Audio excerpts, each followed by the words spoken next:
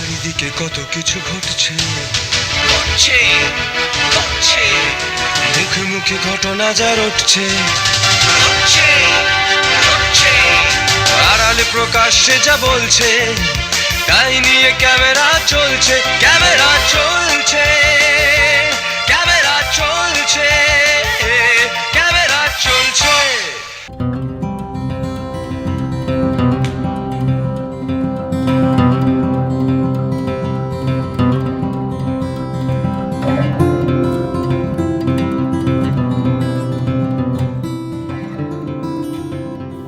সালটা 1951।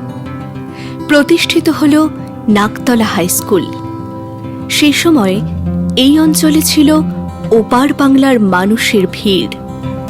সমস্ত কিছু ছেড়ে এলেও তারা কিন্তু নিয়ে এসেছিলেন শিক্ষা, মেধা আর নতুন প্রজন্মকে পড়াশোনার মাধ্যমে মানুষ করে তোলার প্রতিজ্ঞা। সেই সময় থেকেই নাকতলা হাই স্কুলের শিক্ষকরা নিরলসভাবে পরিশ্রম করেছেন ছাত্রদের শিক্ষার মাধ্যমে সঠিক দিশা দেখাতে।